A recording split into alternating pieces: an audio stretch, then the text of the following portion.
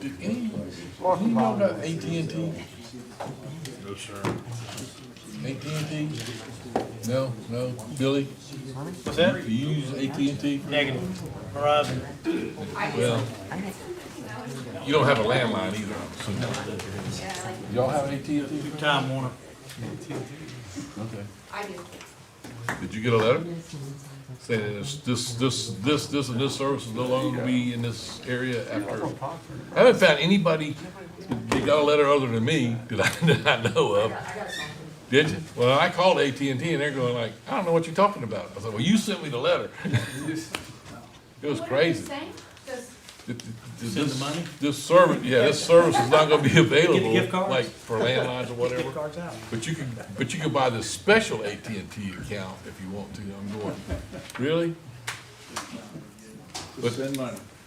yeah, Just send. just sign up. I would just go to Verizon. You can keep your special AT&T account or T-Mobile or whoever else. Okay, Mr. Pope is 59. It's 60 on here. All right. Let's start just with a comment from Joe, who's watching online. He couldn't be here tonight. He had a medical absence tonight, and he won't be here. I know he's reviewed a few of the questions you guys sent him. And he just, well, I would like to ask that if we have any legal questions, we go ahead and get the first reading in procedurally, and then Joe will be here next week at the special work session to answer any legal questions you guys might have prior to a vote on second session or second reading. And then if we need to, we can schedule additional meetings after that if it comes to it. So it's February 13th. We're here for hopefully one of the final work sessions for our STR ordinance review, which we kicked off in November. Just before I really get into it, here's the list of things we've been talking about. I think everyone's kind of familiar with it by now. I'd like to thank everyone who took the time to either attend the meeting, send an email, make a phone call, schedule a meeting with their city council folks. There are online forums and at the post office forums. It's great to express your opinion about things, but really getting on the record and participating directly in the process is kind of like the heart of it all and what makes things go around and what I think helps get us all to a decision that works best for everyone. So I appreciate everyone who took the time to participate in this. And I'm sure it will be ongoing into the future, but it really is encouraging to see people involving themselves in the process rather than just critiquing the process. And also thank City Council for their time and debate. I know you guys bear the brunt of most of it. I'm certainly not envious of your position there, having to split the baby, so to speak, and then staff for all the hard work they do to do the research. We've got new tools now that we didn't have before, and we're still learning how to use them. And so staff, I think, has done a great job turning around some of the research that we've been doing, and we're only going to get better at it as we go on. So we've kind of reviewed every amendment area that was identified. A few of them have been removed. I won't go over them. I do want to highlight down at the bottom, orange and red. The wait list procedure is still not finalized. It is not necessary for the reading of the ordinance, but that doesn't mean we're not going to make some progress on it. We're going to talk about it tonight. I don't know if any final decisions will be made, but we'll work to refine the wait list procedure, and at a future date, we'll get that codified and in place, hopefully shortly after the ordinance adoption. And then septic tank pump outs and enforcement. Those are two areas that we really haven't had time to, during this process, to dig deep into. For the septic pump out requirements, I just want to remind everyone again that there is a requirement to pump the tank of the rental property every year. That requirement is in our septic tank management ordinance. It's not in our rental registration ordinance. You can register and get a license for a property if you have not pumped your septic tank out. You can still get approved. Just note you may be subject to a citation under the septic tank ordinance, but I don't think there's going to be a huge push right now to enforce that septic tank ordinance until City Council looks at it again. And then overall enforcement, we're going to come back at a future date and talk about enforcement efforts. And that's now kind of even better timed because we happen to have a vacancy in that department. And as we move into budget season, we're gonna have kind of a meeting to focus on the enforcement roles of the STR team. So those are still to be determined, but this ordinance is not dependent on those things. So I'm just gonna jump right into it. We have come to the point now. Before you jump further, I might have missed it, but you wanna say again that this is a licensing ordinance, not a, Oh, yeah, yes, sir, and that's actually the point of this First Amendment here. So we are now at the point where we have some proposed ordinance language, which is in a draft ordinance, which is up for first reading tonight, which we are asking council to vote on. First reading does not finalize the ordinance, but it does move it forward procedurally. There will be a second reading required, and that's currently scheduled for next week on Tuesday the 20th. Mayor, can you remind me what time we decided on that meeting? I think we said 6, but I'm not sure. Hang on.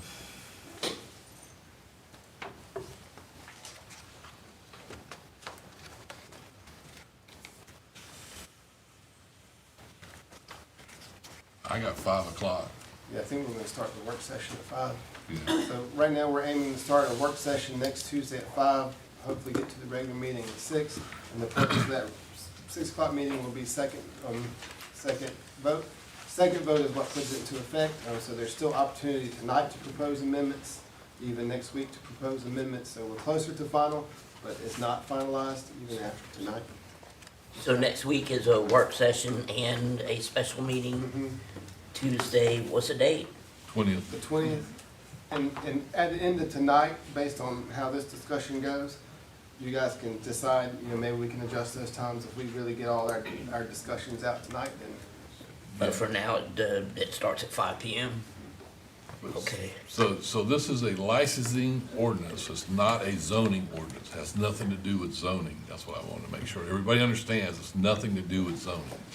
Yep, and so that's the very first, kind of amendment you'll see here in section 117.01, the purpose, applicability, and definition section. There are some amendments here proposed just to remove some zoning adjacent language, to really drive home the point that this is about licensing. Short-term rentals are still an allowable use in every area of the city. Every rental, unless you're governed by a private HOA, if you obtain a rental license, any residential unit in the city is eligible through zoning to be a rental if it is licensed. So we are only regulating licenses, we are not restricting the use of property as a rental in any area of the city. So that's what these two amendments are, just removing some things that, to make it clearer that this is not about zoning or avoid zoning type things.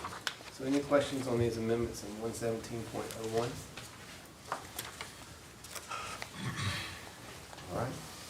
So now we're moving over to the definitions. These are tied down to some things we'll talk about later, but I just kind of went through the ordinance as it's structured. So definitions comes first.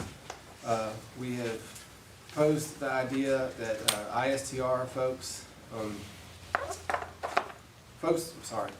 who inherit a property owned by anyone who owned the property when the referendum passed. If you owned a property when the referendum passed, folks who inherit your property can get a license. And right now it's written that an eligible family member that inherits your property could get an ISTR. So if you owned a property on the day the referendum passed and you pass away, there is currently a proposal that any eligible family member who inherits your property can get an ISTR on that property when they inherit it. And this is a proposed definition of eligible family member, spouse, parent, step-parent, sibling. I'm not going to read it. You guys see it. It's basically kind of the first layer of family, grandparents, siblings, children of siblings. So if the amendment to allow ISTRs for inheritance passes, and if it goes to eligible family member, this is the definition we're proposing for eligible family member.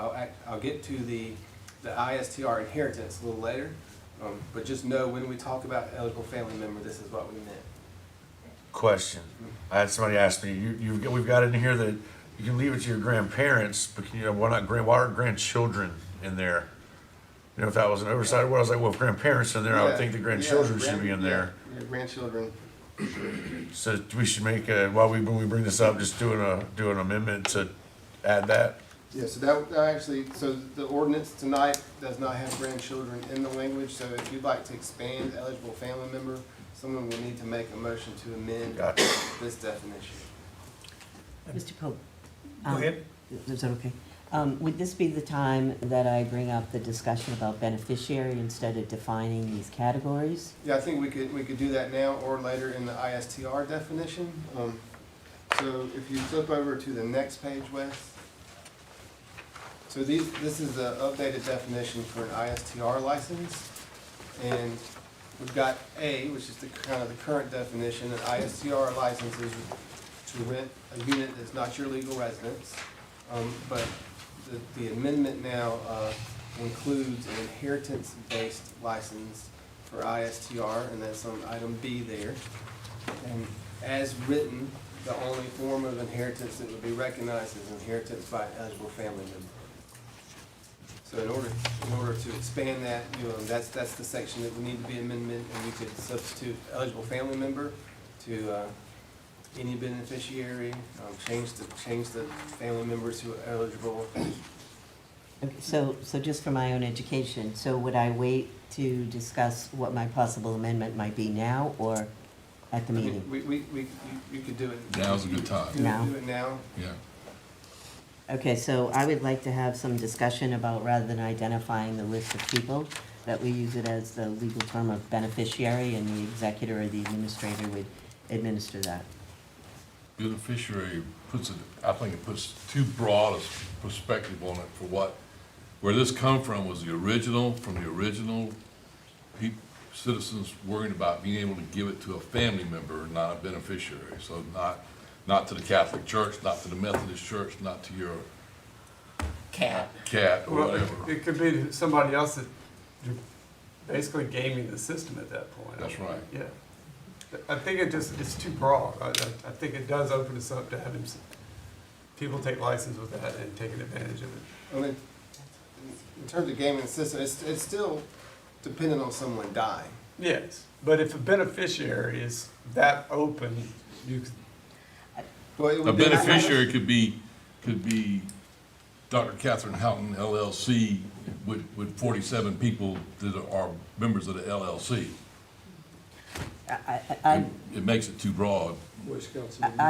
I'm just gonna continue to advocate. I think it's pretty clear, it's pretty specific, it's documented, it's a legal term. I think that is better than actually deciding where do you cut off your family member. Well, but Is it a nephew, is it a cousin, is it You know, this? So, grandnephew, I can feel that. I mean, so, family. Well, one thing that came up, somebody asked me, is legal partners. It is 2024. I got that And same, that was a question that popped up. I received that same question, Yep. so, you I know. still think it's too broad, personally. There's gotta be some And way- these family members were taken from state and federal list of what they considered eligible family members. It seems South to me, Carolina. seems to me there's some way of narrowing it down where an individual actually has to be named in the will ahead of time, because, Yeah, that's what number one is for. It's the proof of inheritance to review a distribution, court order, will, or similar document. It's not just the person dies and But then- 3 years later, someone shows up and says you were the beneficiary. but then, does that trigger the family inheritance?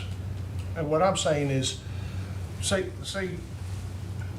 you're a single man who's worked all his life, and the most important person that he would leave his stuff to is the son of his best friend. Well, we're not allowing for that, but this person might have lived all their life saying, I'm this kid's godfather, I'm like his father, and I want to leave him everything I have because our relationship is that close. It's kind of like we said before, if somebody wants to game the system that bad that they name somebody and put them in the will, then, shame on them, but there's no sense in punishing other people that need that or would have to have that in order to benefit. Or And maybe deserve end that up- right. And maybe end up saying they have to be named in the will for at least a year before, it can't be like a will that's drawn up at the last minute that says, you know, me and Chris are really close, and I want to leave him my house. Now, that's not true, of course.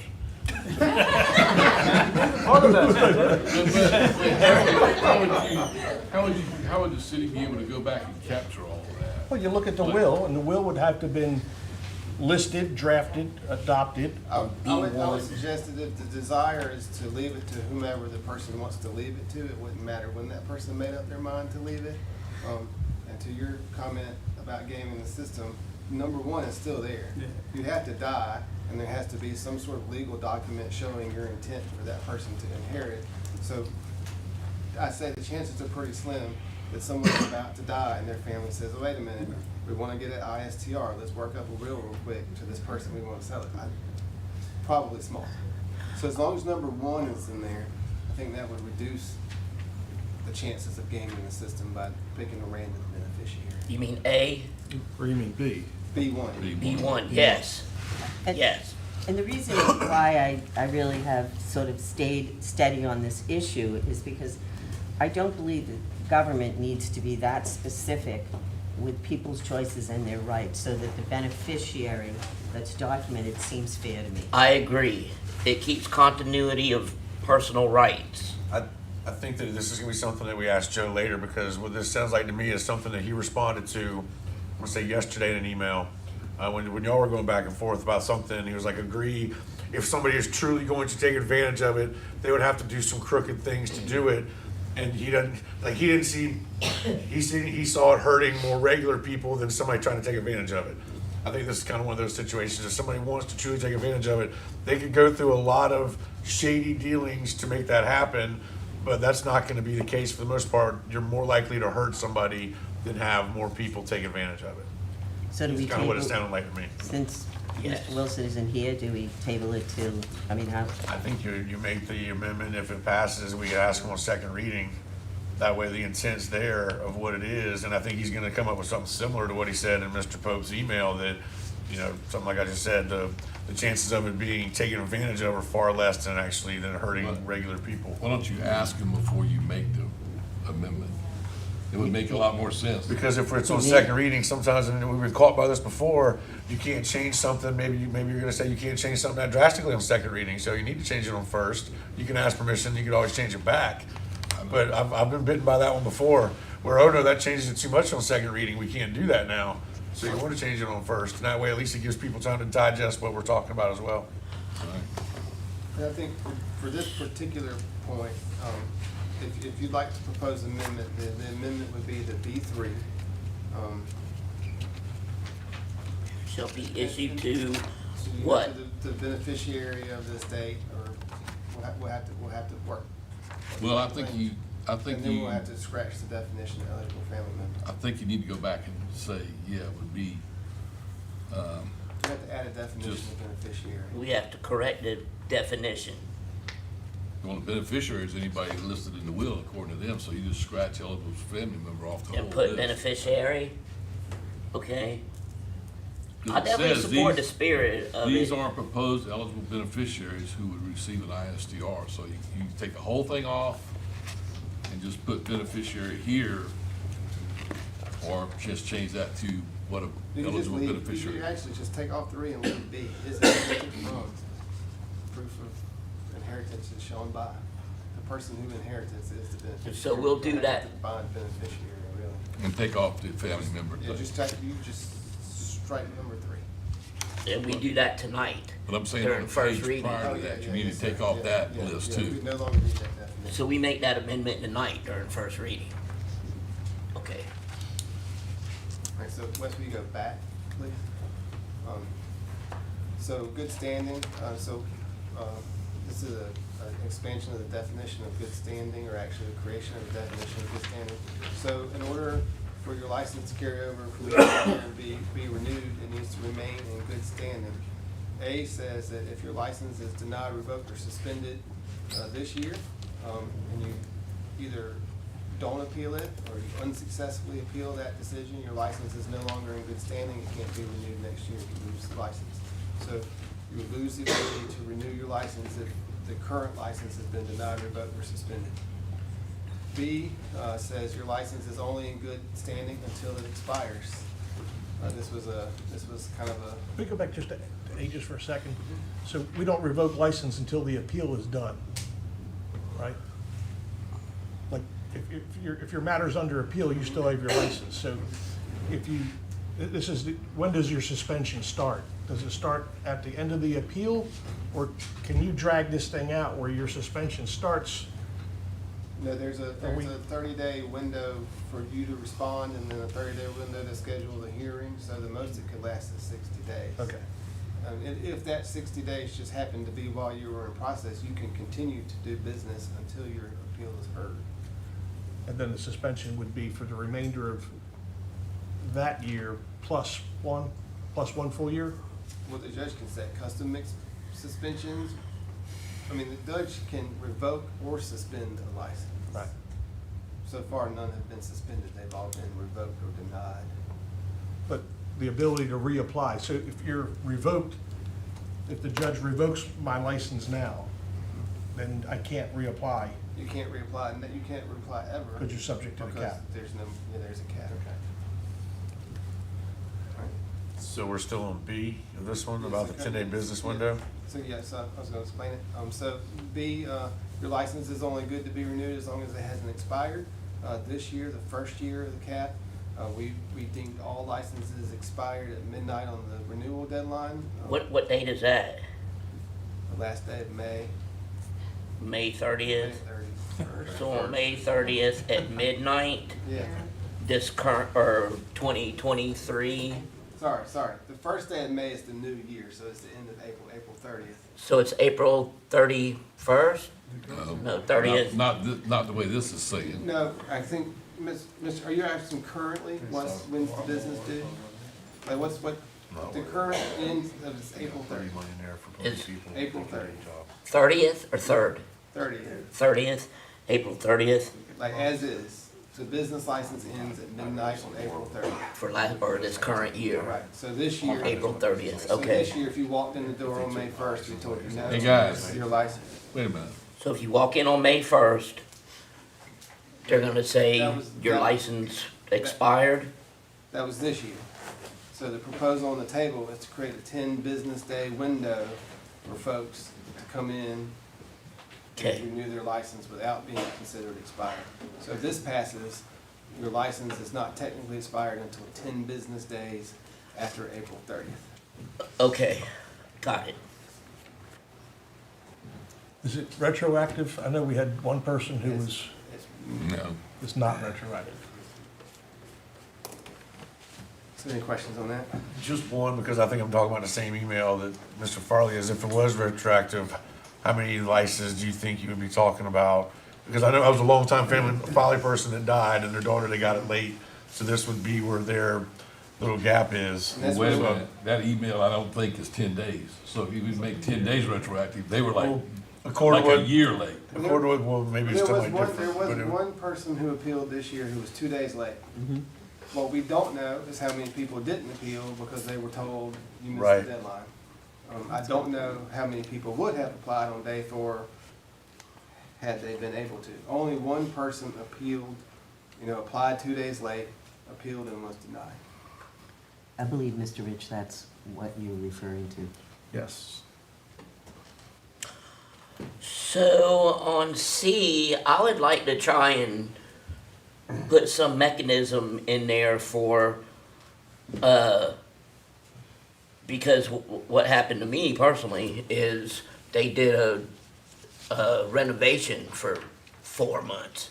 So, this 28 days, if there's some kind of circumstance that prevents a property owner from renting their homes, something that's not their fault, then maybe we should take that into consideration, I think.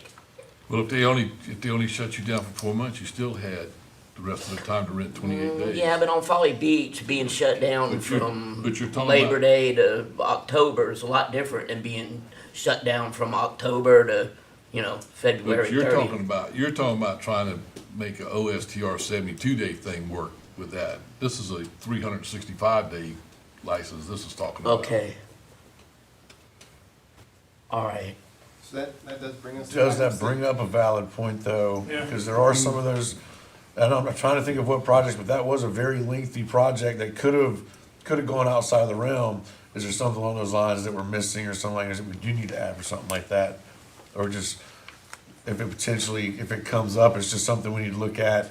Is there like something maybe we put in the judge's guidelines of possible construction delays or something like that for something that would happen? Because that was a very lengthy project and they were really not at fault at all for it. Or natural disaster. You could put it in the guidelines, in their operating procedures for licensing.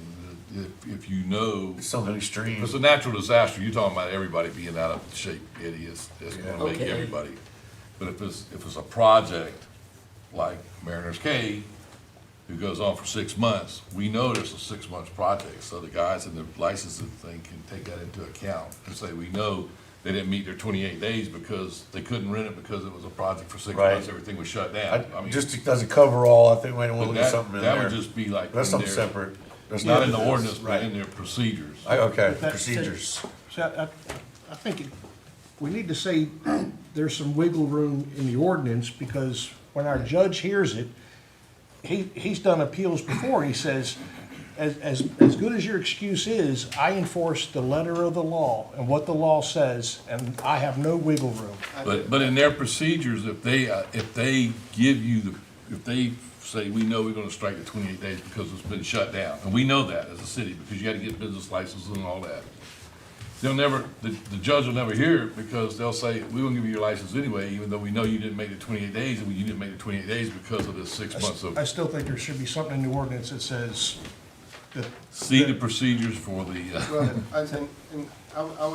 I would agree there, just because whenever you leave something undefined, you get into a decision of choosing between shades of gray, and someone's building project not being treated the same as someone else's. So I do agree that some stuff, and we could just use natural disaster and projects covered under a building permit, make it uninhabitable for more than, but then it does lead down the road to, is it, you pulled a renovation that lasted 1 month, or a renovation that lasted 6 months? Which one of those makes? 2 years in some cases. But what length of project Qualifies. keeps you from renting 28 nights? Yeah. Is it uninhabitable for at least 30 days, at least 60 days, at least 90 days? So certainly we don't have to answer, not think about it. And that's why being in the ordinance is better, because there will be someone who did a 6 month renovation and someone who did a 40-day or 15-day renovation, and they're both gonna come in and say, oh, wait a minute, my property was under renovation, I should get my license. So we do need that standard, because then someone's decided. they'll waive an active building permit in front of us and Yeah, say, but you could, this is why. building permit's cheaper than Then losing your 28 license. days. Well, right, losing your license or renting it for 28 days, paying on your I own. wasn't so much talking about like a house, that their choice was to renovate for 6 months. I was talking about a complex of multifamily development, where like those people in Mariners Cave had no choice in that. They had to do that. Their hand was forced to miss, and it was only 4 months. But if it had gone on for 6 months, I'd fully be in their camp that we should look at the minimum activity if it were 6 months, that they lost out through no fault of their own. I was not a self-imposed, because I do feel if it's your house and you want to renovate for 6 months, that's an end around of the 28 days. It's, like I said, it's cheaper to get a business or building permit than the 28 days, and you can do that and do a lot of stuff around that. Then we You can certainly schedule it in the off-season when Right. it's your own property. You're forced if you're a Run multifamily. by it. Then we could propose language related to repairs due to emergencies, code safety violations, that sort of thing. Well, Things this that are could be- mandatory repairs. establish a minimum, a 28 night rental requirement to remain in good standing. This will be in effect for renewals beginning 2025. This, It's to keep people from Wait- sitting on a wait a license minute. and not This- using it.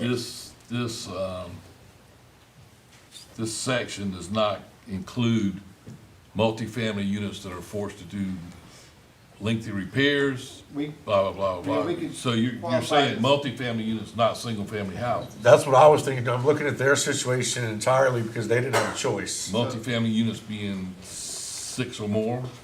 think that's what the so definition just to is. follow up on that, sometimes single-family homes, Eric, are you here? Sometimes single-family or two-family or three-family or four-family units, all dwelling units are subject to Eric coming in and saying, oh, wait, there's Yeah. mold on the walls, you have to move out of here. So we could just tie it to the repair being, done as a result of action of the building official.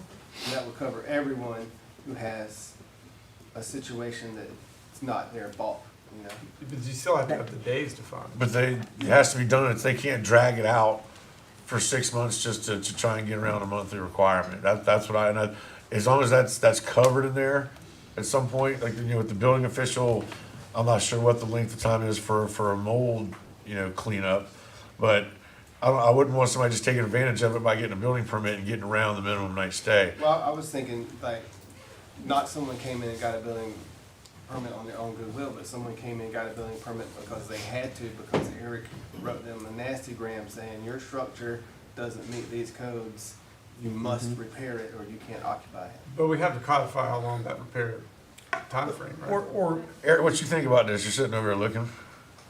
If we did a temporary condemnation for some reason that had to be fixed, we would issue the permit. It's good for 180 days. It can be extended with cause, but it has to be in writing and it has to be reviewed.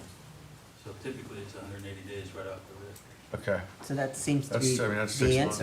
months. So typically, it would be, go back to Pier Point, where we said, you gotta fix this because it's coming apart, you can't inhabit these condos until it gets fixed. Correct. But that drove a real quick process of what, 2 months or 2.5 months, something like that? Yeah. Well, So tying it to, what he said, tying it to his. Yeah. I agree that's- with that. I like that. I think that's consistent and it seems fair. It is. And that would take care of the case of somebody who wanted to take a non-conforming house and raise it above the BFE. That could take some time.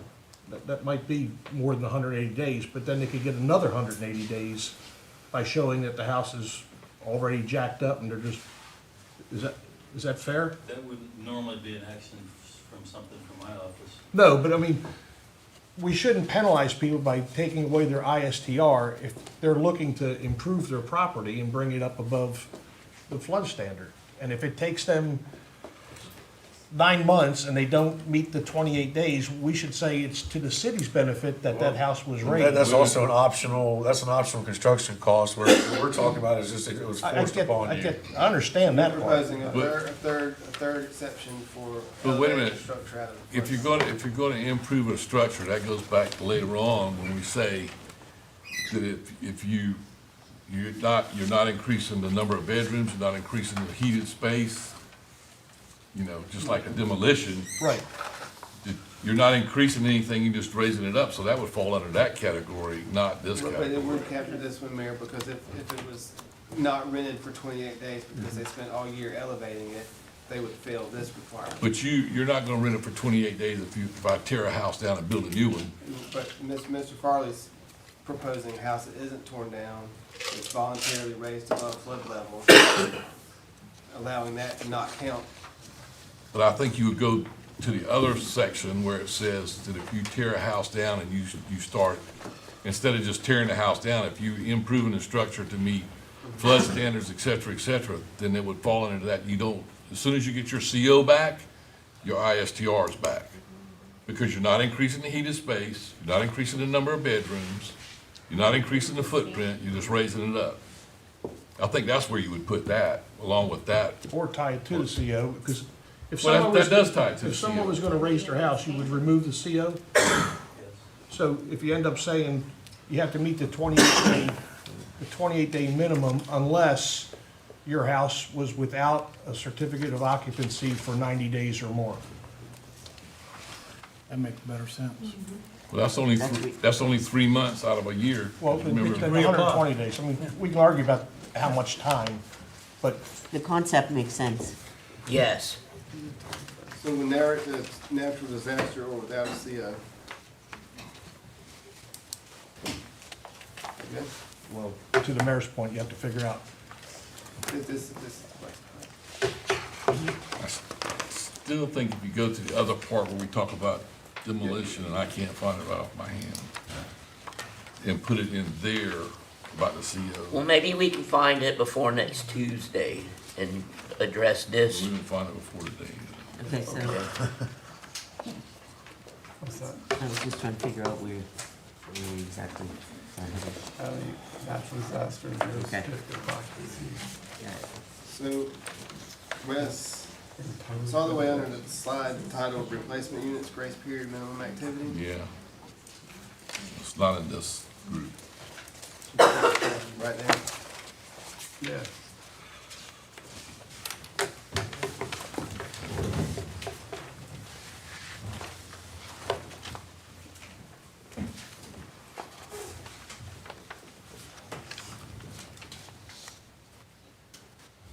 So, Mayor, there are two separate concepts in this system. One is the renovation, and the second is good standing.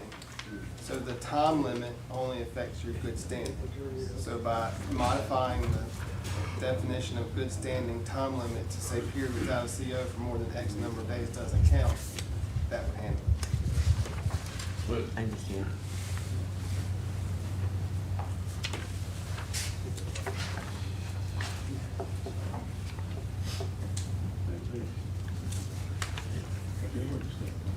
Yeah, I got that, but At least 28 and minimum activity. saying the number of days without a CO still goes back to like saying 28 days or 120 days or 200 days. You still have to put a, So it's still the same, you're still in the same quagmire. yeah, you still have to decide how long can you go without a CO before you, in theory, didn't have the opportunity to rent 28 nights. Say 180, so that's 6 months. If And you that's lose the cons- ability to rent for 6 months, you should be able to get 4 weeks out of the remaining 6 months. And that's consistent with the other. I have no problem with that. It's longer. All right, so for good standing, we'll look at the minimum night requirement, not counting if due to an act of God or natural events or loss of CO due to a building permit for more than 180 days. And that encompasses I'm okay with that, but a lot of what ifs. I agree. Our meetings go a lot faster when I'm not here. No, no. It's better to have Glad it you're now here. than 6 months from now. All voices. Okay. All right, next up, Wes, you go back to updating definitions for ISTR. We already covered it, but just to summarize, if someone would like to tonight, strike item 3, that would remove the eligible family member definition, and it would just revert back to anyone who inherits the property, and that property, that inheritance is proven through a deed distribution, court order, will, or similar document.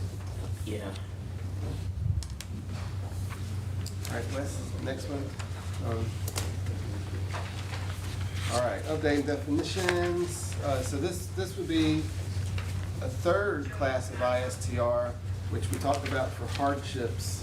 Last meeting, we talked about medical hardships.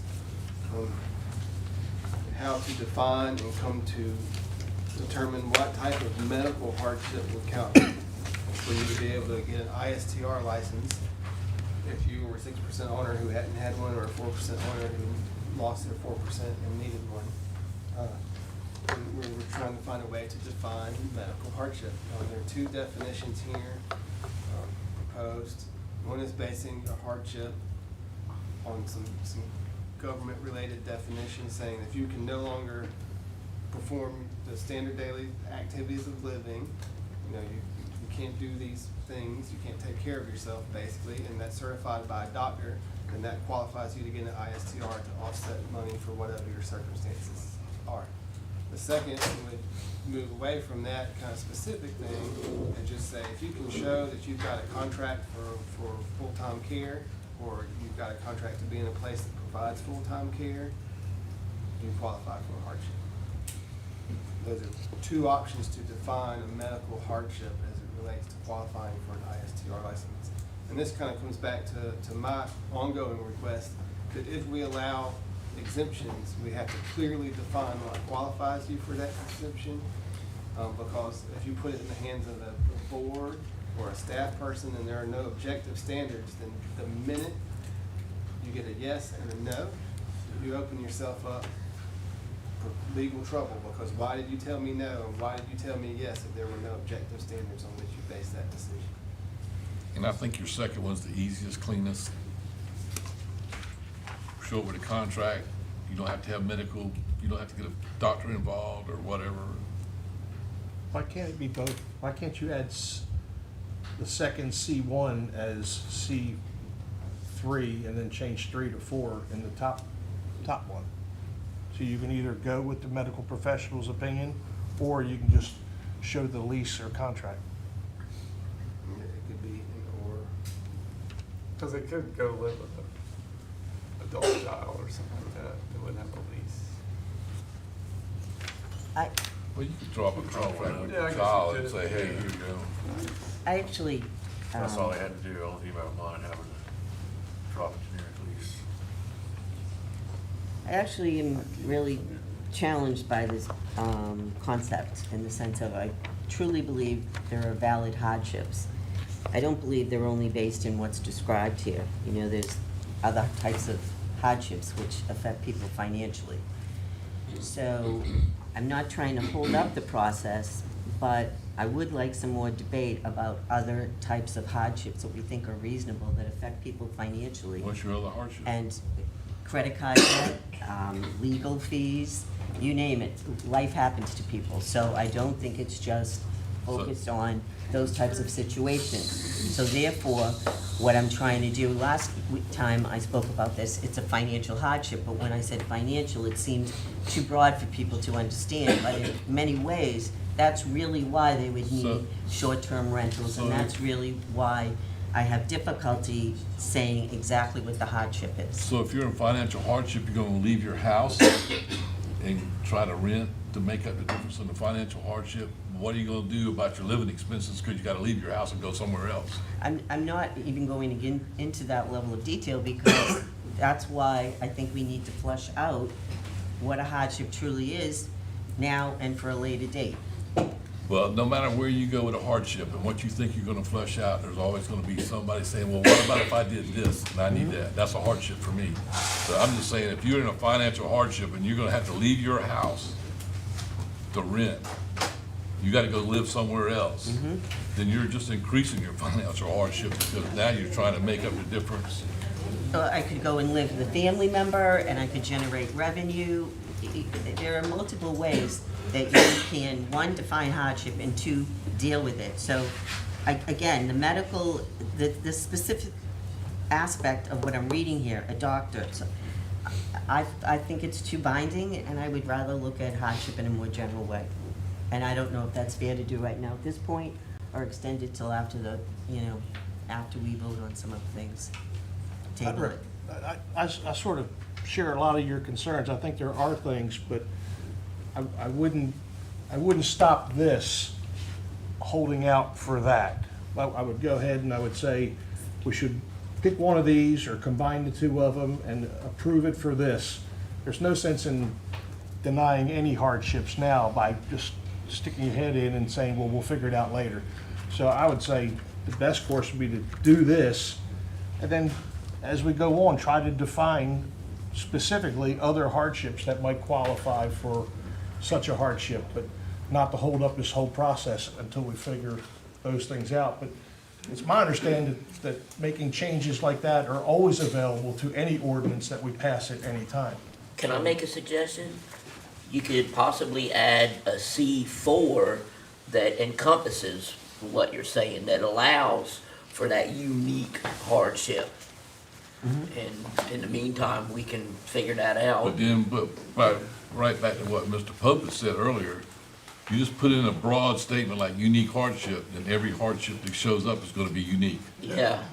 So we I would would have not to do narrow that. it I would down. do more like what Mr. Folly said. I would go with combining this or picking one, moving forward, and then you got a year or 6 months or whatever if you wanna figure out what another hardship might be. Yeah. Exactly, Yeah. because what Mr. Farley said is on point. This is gonna become our newest living, breathing document. I said it here the other day, every time something new comes up, we've tweaked that noise ordinance 7, 8 times, and it stays as a living, breathing thing. This is gonna be something after we get some of our own information back, that we're gonna have to make tweaks and adjustments to. I wouldn't hold this up Because this is gonna cover most of them, but it doesn't cover all of them. This is not a 100% done deal. We know that when this is done, later on, we'll have to look at more little tweaks to it here and there. So, Yeah. but it's a good start. Yes. You have to start somewhere. So I completely agree, that's a great approach, as long as we're all willing to readdress this when the time is necessary to look at other type hardships, and that's what I'm hearing, the consensus. Great, thank you. I would be in favor of taking C, the second part, C1, and making it C3, then changing 3 to 4 in the top. And taking the lease and contracting and adding it up as an or in Okay. the first C. I don't know if everybody else. I think that's perfectly reasonable. good So with that. combine them as ors. Yeah. you have a- Either you yeah. certify that you can no longer perform activities of daily living, or you show a contract release for full-time healthcare. Right. Next up, Wes. This would just be, changing the definition of OSTR to codify the 72 nights, and I know this is a subtle difference here, but right now the ordinance says that it's your legal residence, and so we depend on the county to give that 4%. And if, for example, there's a property that we think is rented 122 nights and report it to the county, as long as the county still has it counted as a 4%, we can't go in and say we're taking away your OSTR until the county acts. So this would give us a second tool to say, our own rules say that if you rent more than 72 nights, we can go after your OSTR. So that's adding the 72 night limit, so we don't have to wait on the county. And then also in B, there it's the partially rated structures. One note here, there are a handful that we know of that are partially rated by the county, that we found out this year through trying to apply the language of the existing ordinance to it.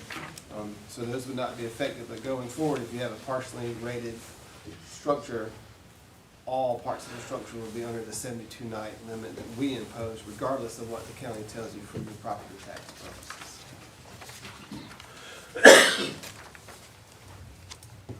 Provisional short-term license, I think we've talked about this one. This is just to let folks who rent, who have to rent because they bought a property that had rentals on the books, that allows them to fulfill that requirement. If, without all the fine details, any rentals that are done under this would also count towards your 72 night limit. So if you rented 90 days on a PSTR, you couldn't come get an OSTR to get 72 more days. Other ones, down transfer of property. Right now, the ordinance says an ISTR can be lost upon transfer of property. There are certain types of property transfer that are technically transfers, but not effectively transfers of ownership. If Bill Farley changed his property to Bill Farley LLC, technically that's a transfer of the property, but the state says for real estate purposes, that's not effectively changing the ownership. And there's a long list of definitions there on which we've sent to Joe for review. I believe he provided you his review of the review for your information. And my recommendation is that we stick with what the state has already done, and all these things that for real estate taxation purposes are not considered to be true changes, meaningful changes of ownership, that we adopt that list.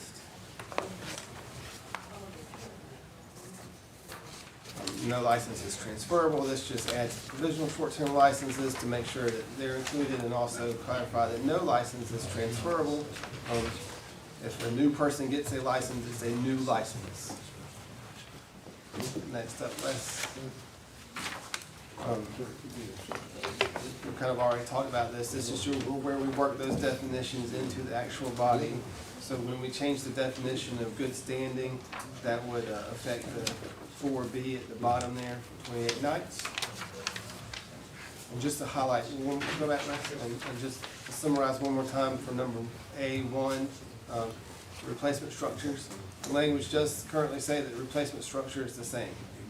It's bigger, has more bedrooms, it's not, it doesn't qualify. I know there was an email I got that talked about we should, if someone does tear it down and it was non-conforming because it was too high or too big, that even those new structures would be subject to the conditions of our new building code about being high or being too big.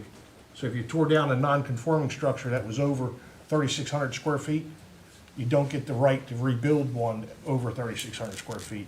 It caps out at the current limits. Does that make sense? Right, but I believe, Mr. Farley, the email that we got says, we're proposing that if you have a 900 square foot house, you can't replace it with a 901 square foot house, but we allow up to a 3,600 square foot house by right. So I believe that spirit of that email was saying that as long as the number of bedrooms are the same, it shouldn't matter how big the house is, as long as it complies with our zoning rules. Oh, I thought it was talking about non-conforming ones and allowing people to go beyond what the limits are. Yeah, no one gets house bigger than what zoning allows. I believe the spirit of that particular email was saying, why are you limiting the size of the replacement structure if it's allowed by zoning, as long as it doesn't have more bedrooms? Go back real quick, Wes. And then, this is adding too many bedrooms as an advertising violation. My only small question about this is, there's an assumption that there would be more advertised. I understand the logic of it, but why wouldn't we just say incorrect numbers or false numbers and hold Because everybody? we wouldn't want to penalize someone who has a 5-bedroom house for advertising You two wouldn't? for Okay, rent, you know? thank you. But we don't want them to advertise 6 for rent. And then, I know we've got a few more minutes left, before we move on to the wait list. Any more ordinance amendment questions? All right. So, working to refine the wait list just so we can make at least 10 minutes or 7 or 8 minutes of progress tonight, before we move on.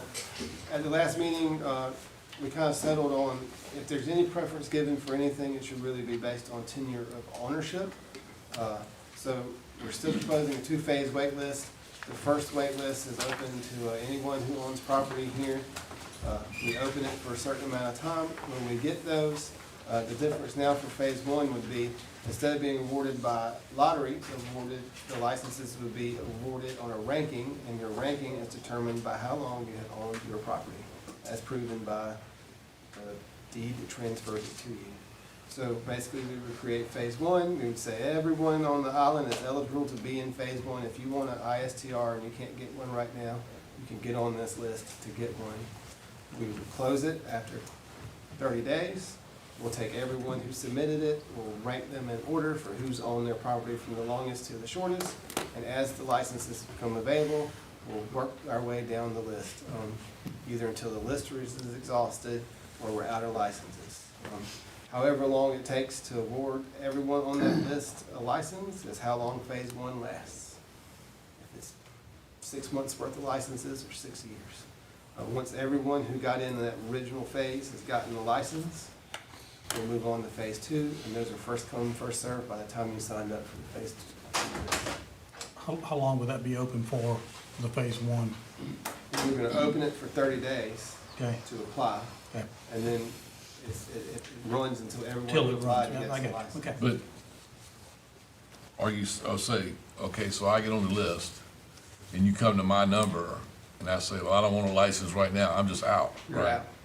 No going to the bottom of the list, you're just out. So the Wait till phase purpose of the 2. wait list is to award folks who are ready and willing to have a license, not to allow folks to say, I might want a license 15 years from now, so I'm gonna get on this wait list and stay on it. I would think like phase 2, you would start before phase 1 was exhausted.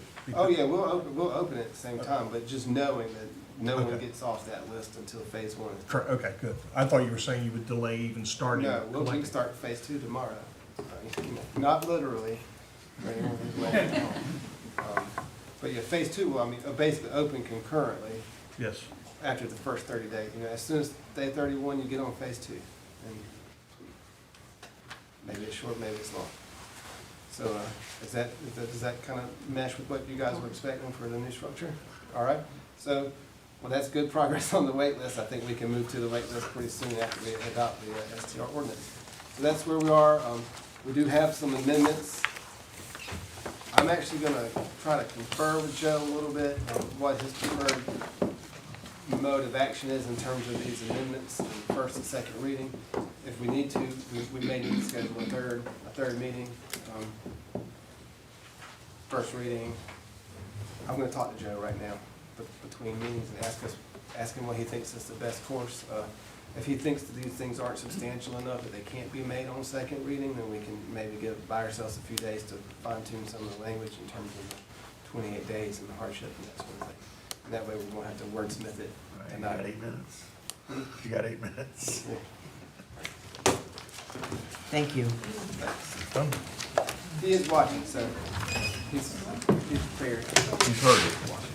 He's heard some of it anyway. He's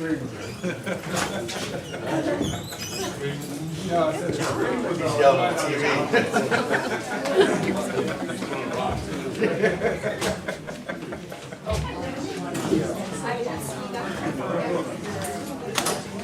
Hey, Bill, I'm on your side, man. You don't have to show me so much leg. You don't have to show me so much leg. I'm on your side.